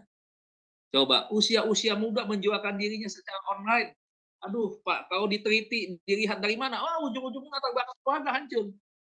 Coba lihat. Nah, sekarang kita renungkan lagi dari 3 poin ini dampaknya. Apakah Tuhan yang menciptakan ini semua? Tidak kan? Kalau kita lihat semua ayat-ayat firman Tuhan, Tuhan konsisten dari sejak awal, dari kita PB sampai kita PA sampai PB, Tuhan mengajarkan kepada laki-laki di dalam perkawinan supaya jangankan untuk bigami dan poligami, bercerai saja tidak boleh. Coba lihat, masakah Tuhan yang maha baik itu, yang merancang kebaikan itu, dia mengizinkan poligami, orang kehancuran, ada anak-anak yang luka batin di sana. Apakah seperti itu? Jelas tidak. Ya. Jadi ketiga adalah menyebabkan sebuah kehancuran. Ya. Rumah tangga hancur, anak-anak hancur, istri hancur, ekonomi pun bisa hancur. Nah, jadi ini mesti hati-hati, ini sangat fatal. Bapak Ibu, saya nggak bahas panjang ya, hal-hal poin aja. Nah, sekarang kita masuk kesimpulan. Ya.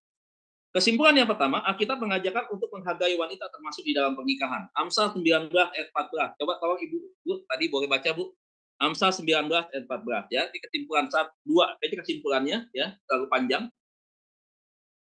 Yang pertama, Alkitab mengajarkan untuk menghargai wanita termasuk di dalam pernikahan. Amsal 19 ayat 14. Amsal 19 ayat 14. Ya, Bu.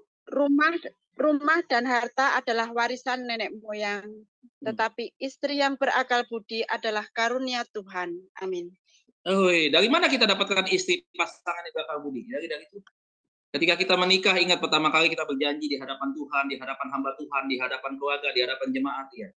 Ya, kita akan menjadi pasangan yang setia sampai akhir hidup memisahkan entah siapa duluan begitu. Kita akan pegang kesetiaan itu ya. Kita akan sama tuh menjalani perjalanan seperti pesan Tuhan kepada Yosua, jangan menyimpang ke kanan dan ke kiri. Lempeng aja, lurus saja, pasti selamat, pasti sampai dengan tujuan. Nah, Tuhan mau begitu, pernikahan kita harus jalan lurus. Ya, jangan menyimpang ke kiri dan ke kanan. Sekarang mengerikan nih Bapak Ibu ya. Wanita sekarang, yang wanita-wanita di luar, yang zaman-zaman sekarang, wanita-wanita generasi-generasi sekarang, wah itu Bapak Ibu ya, itu jauh daripada bayangan masa-masa zaman-zaman kecil dulu. Waduh, lebih agresif, waduh lebih berani begitu. Nah, coba bayangkan, laki-laki punya sisi kelemahan. Senang diperhatikan, ya kan? Senang dipuji, ya. Senang ditemani oleh perempuan, ya. Senang ngobrol dengan wanita. Apakah nggak bisa jatuh? Bisa jatuh, begitu. Jangan pernah berpikir apa suami saya usianya sudah sekian, dia mah pas-pasan, dia mah karyawan biasa saja bukan bos. Nggak bisa begitu, ya. Bisa itu terjadi. Ingat, iblis nggak pandang-pandang untuk menghancurkan, terutama buat anak-anak Tuhan nih. Ya, imam-imam di dalam keluarga sedang dia bidik ya, untuk dia hancurkan masa depan anak-anaknya, ya, hati istrinya. Wah, semuanya sedang dia arahkan. Kalau kita lengah, ya, ini laki-laki tidak waspada, enggak berpegang kepada firman setiap hari. Wah, repot. Ya, jauh dari Tuhan, enggak melayani Tuhan, enggak malas beribadah. Waduh, gawat, ya, gawat. Ya, bisa saja terjadi, walaupun saya tidak harapkan seperti itu. Kemudian kesimpulan yang kedua, apa kata Tuhan tentang bigami dan poligami? Coba saudara lihat Ulangan 17 ayat 15 sampai 17, ya.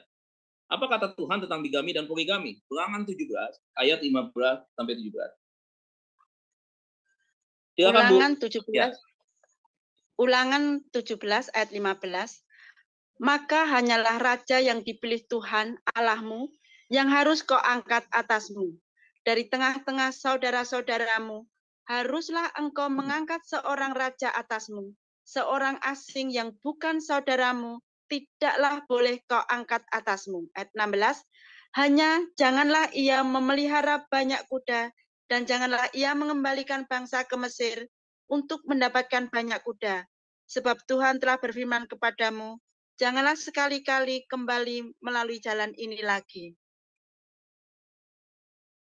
Ya, saudara lihat ya, Ulangan 17 ayat 15 sampai 17 tadi ya, bahwa Tuhan menginginkan supaya kita mengenal ada istilah 3 ta ya, harta, harta, dan wanita. Supaya Ayat 17 kenapa? belum, Ya, Bu. Ayat 17 belum. Ya, 17, Bu. Ayat 17, juga janganlah ia mempunyai banyak istri, supaya hatinya jangan menyimpang. Emas dan perak pun janganlah ia kumpulkan terlalu banyak. Amin. Bapak Ibu ayat 17 ya. Walaupun ini kisahnya mungkin juga tidak khusus berbicara tentang hal ini ya, tentang pernikahan atau poligami. Ya, tetapi lihat saudara, ada satu perintah yang Tuhan bilang di sana. Ayat 17 itu ya. Ya, jangan banyak istri. Coba. Ya. Raja dikasih tahu, jangan banyak istri. Lu belajar nih daripada Salomo. Salomo dikasih tahu, udah ada ketetapan, jangan dilanggar. Dilanggar. Lihat konsekuensinya, ada dampak-dampaknya.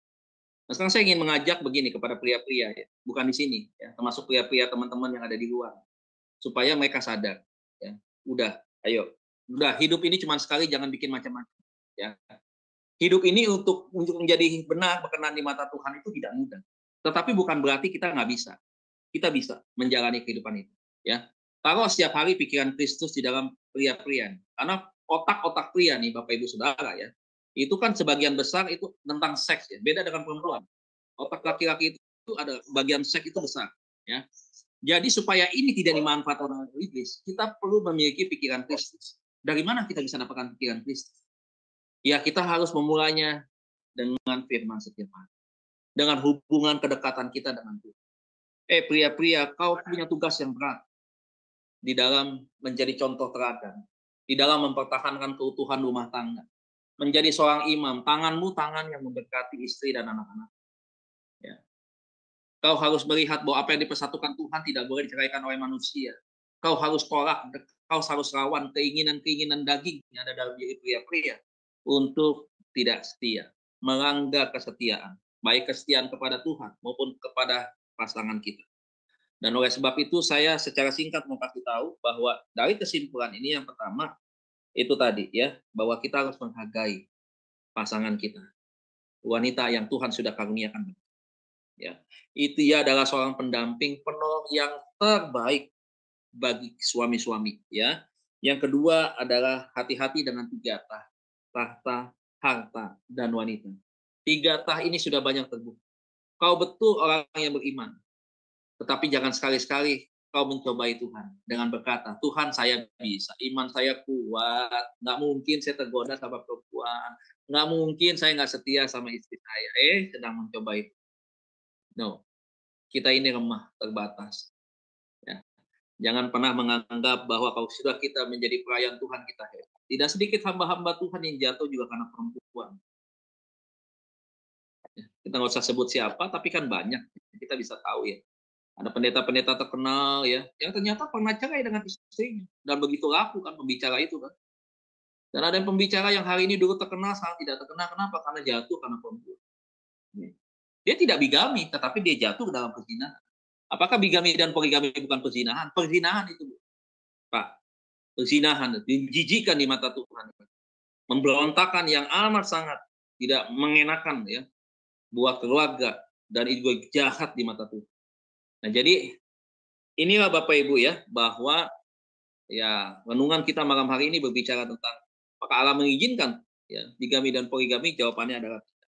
Ya, jawabannya tidak. Tuhan kita konsisten. Pernikahan Kristen adalah pernikahan monogami. Dari awal sampai akhir, di dalam perjalanan prosesnya, kesetiaan harus menjadi sesuatu yang utama, dan sampai akhir menutup mata, kita tetap setia kepada Tuhan, kepada firman-Nya, setia kepada pasangan.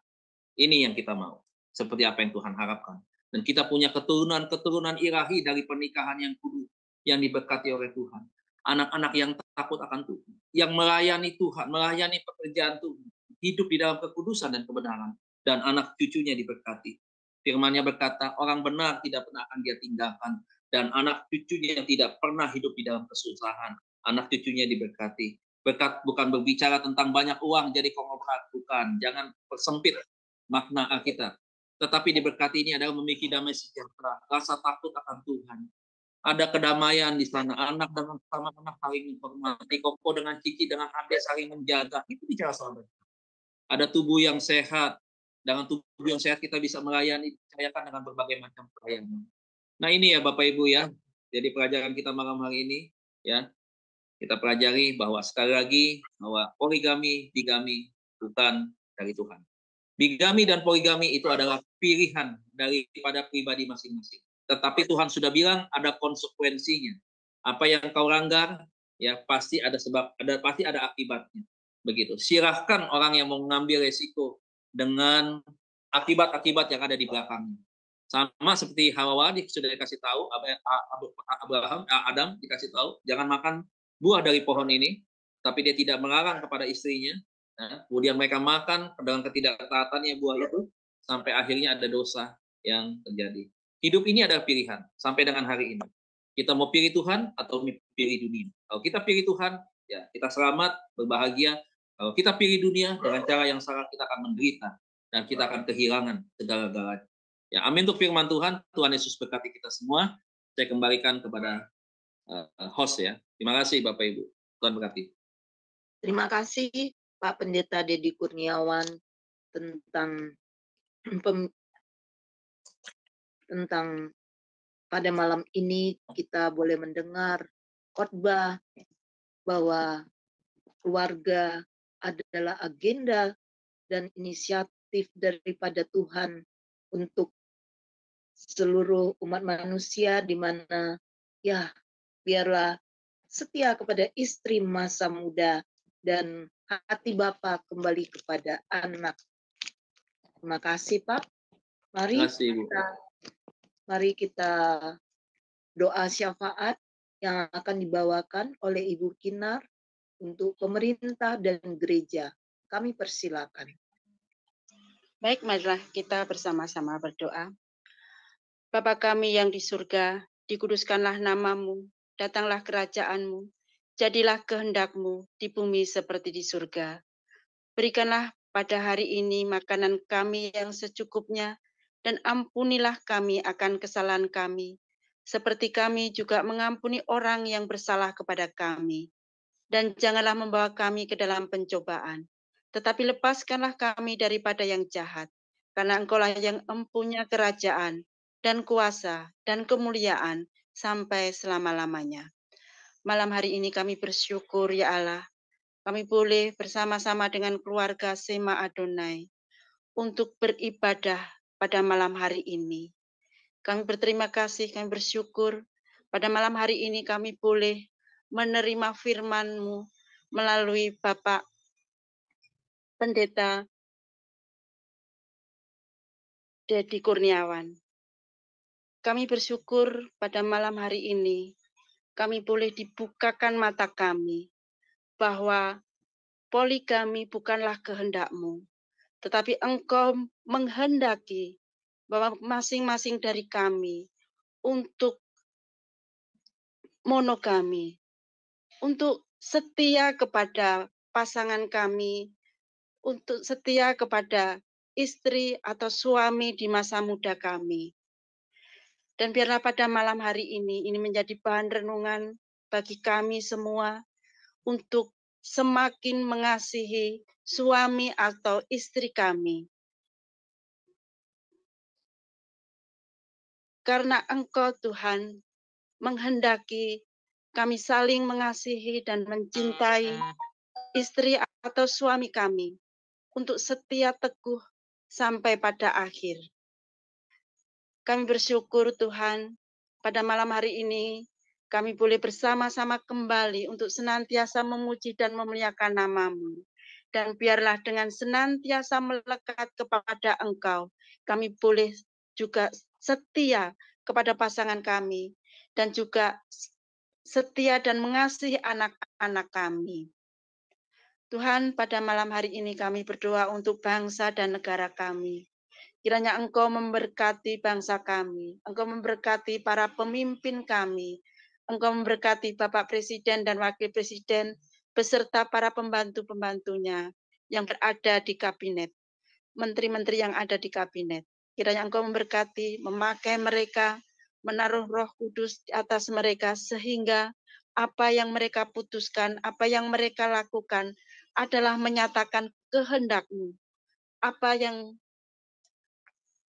menjadi keputusan itu adalah kehendak Allah sendiri. Sehingga bangsa kami boleh senantiasa setia kepada Engkau ya Allah. Dan tunduk, taat, segala keputusan itu hanyalah kepada Engkau.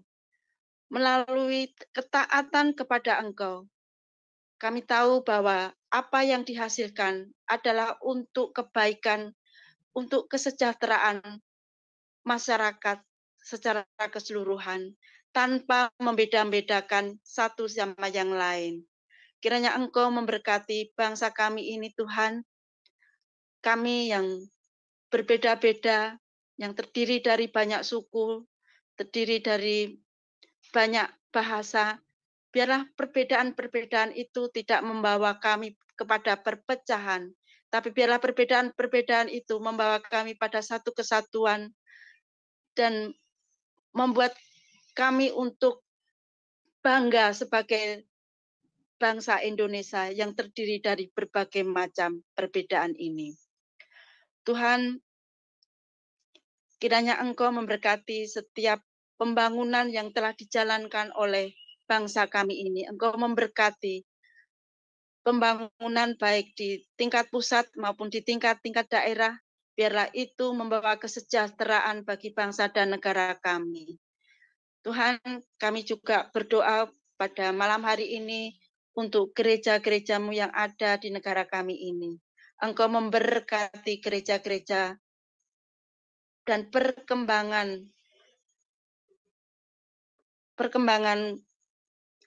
iman umat-Mu yang ada di bangsa kami ini.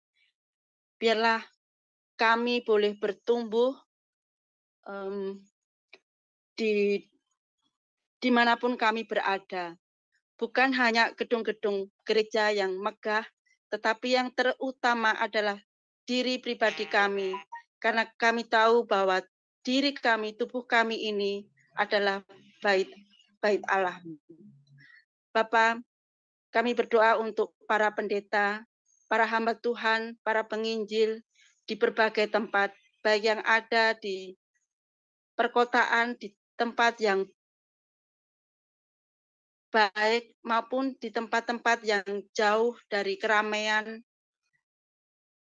di tempat yang paling pelosok. Kiranya Engkau memberkati mereka, memimpin mereka, Tuhan.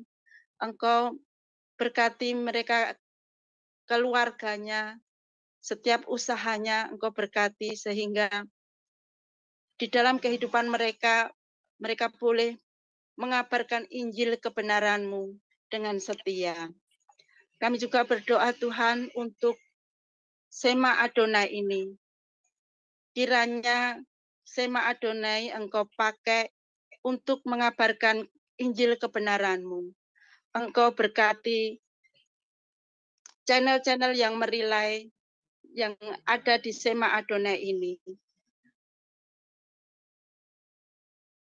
Ada Sema Adonai, Sola Scriptura, Omihen, Batu Karang, Nebu Ali, Antara Channel, Garnet Sidan. Engkau pakai channel-channel ini, Tuhan, sebagai alat-Mu untuk mengabarkan Injil kebenaran-Mu. Biarlah melalui channel-channel ini, bukan hanya saat ini ketika live boleh kami menyimak, tetapi ketika hari-hari berikutnya kami boleh tetap belajar di kemudian hari.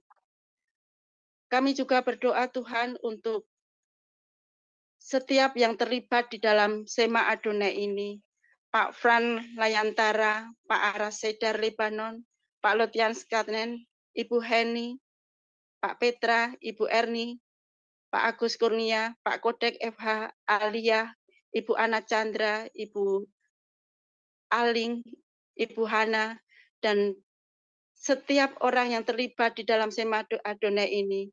Engkau berkati satu persatu, Engkau berkati keluarganya, anak-anak mereka, Engkau berkati pekerjaan, usaha mereka, juga pelayanan mereka, Engkau berkati satu persatu.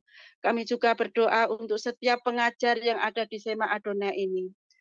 Bapak Pendeta Daniel Palungan, Bapak Yudi Lengkong, Bapak Setio Nugroho, Bapak Pendeta Lukas Ricardo, Pendeta Suryani Watimena, Pendeta Edwin Sihaloho, Pendeta Bagus Panjaitan, Pendeta Daniel Krisno, Pak Erben, Pastor Thomas Gunawan, Ibu Ani Pangela, Pendeta Jos Sudarman, Pendeta Eva Brusis Bakti Satoto, Ibu Alida Nur, dan setiap yang terlibat yang belum kami sebutkan satu persatu, kiranya Engkau juga memberkati mereka, Engkau memberkati keluarga mereka, Engkau memberkati pelayanan dan pekerjaan mereka. Tuhan, kami bersyukur atas Sema Adonai yang boleh berjalan pada sampai saat ini. Kiranya melalui Sema Adonai ini banyak orang terberkati untuk semakin lebih mengenal Engkau. Tuhan, kiranya Engkau mengampuni segala dosa dan kesalahan kami, baik yang kami sengaja maupun yang tidak kami sengaja. Dan biarlah melalui ibadah kami pada malam hari ini, kami boleh semakin melekat kepada Engkau, dan kiranya Engkau memberkati kami dari hari lepas hari. Permohonan kami ini kami naikkan di dalam nama Tuhan kami, Yesus Kristus, Juru Selamat kami yang hidup. Kau Allah yang kudus,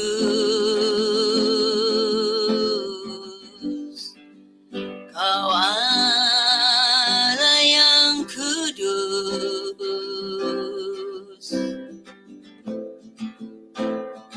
Pitata suci-Mu kami menyembah,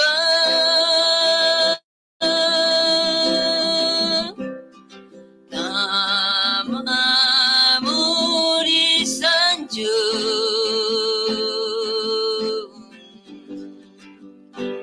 kuasa-Mu nyata sempurna, kami puja Engkau Raja mulia.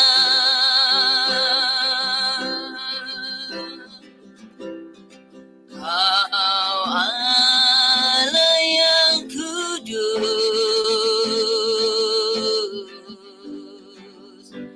Kau Allah yang kudus,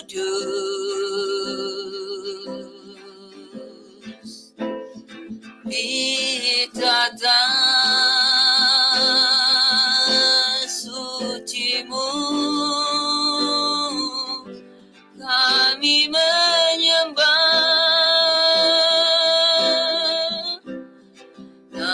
nama-Mu disanjung,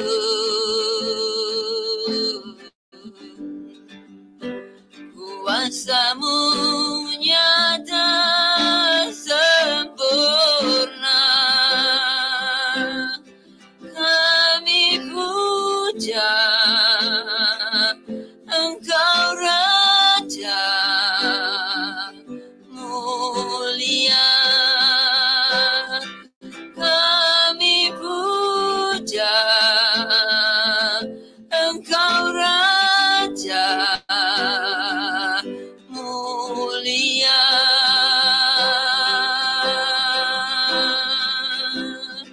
Kau Allah yang kudus,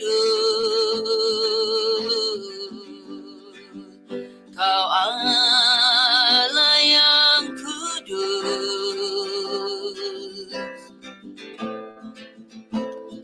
Pitata suci-Mu kami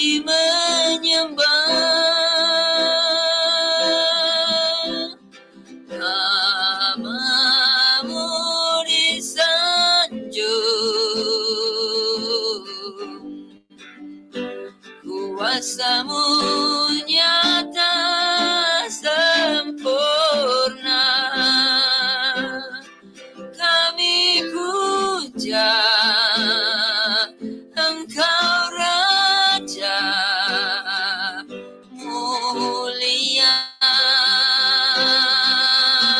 kami puja Engkau Raja mulia.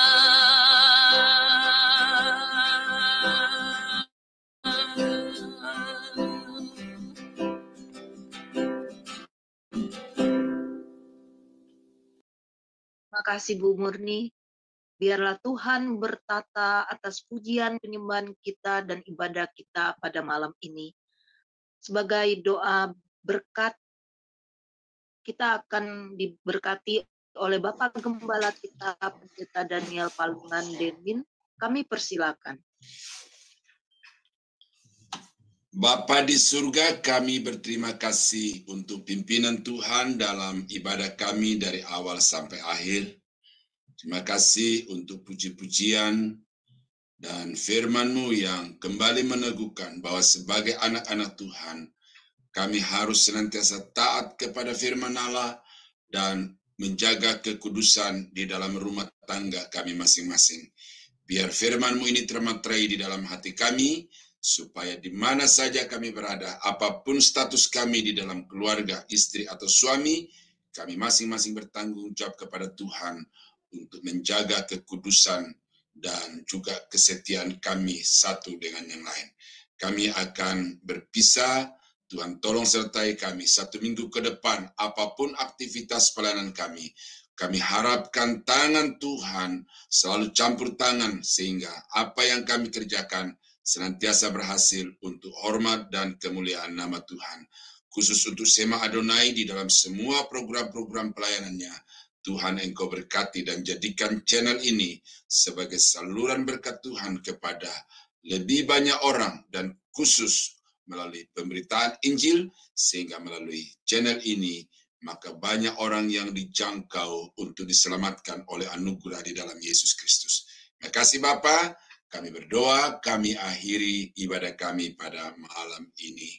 Dan saudara-saudara yang kekasih di dalam Tuhan, kiranya anugerah dari Allah Bapa di dalam surga, damai sejahtera dari Tuhan kita Yesus Kristus, serta persekutuan kuat kuasa Roh Kudus, kiranya menyertai kita sekalian dari sekarang sampai selama-lamanya. Dalam nama Yesus kami akhiri ibadah kami pada malam ini. Haleluya. Amin. Amin. Selamat malam. Amin. Terima kasih. Pak Dedi, Pak. terima kasih. Tuhan Yesus memberkati. Terima kasih Pak Gembala. Thank you, Ya. Pak. Ya, Terima kasih Bapak terima Ibu semua. kasih Pak Dedi, Pak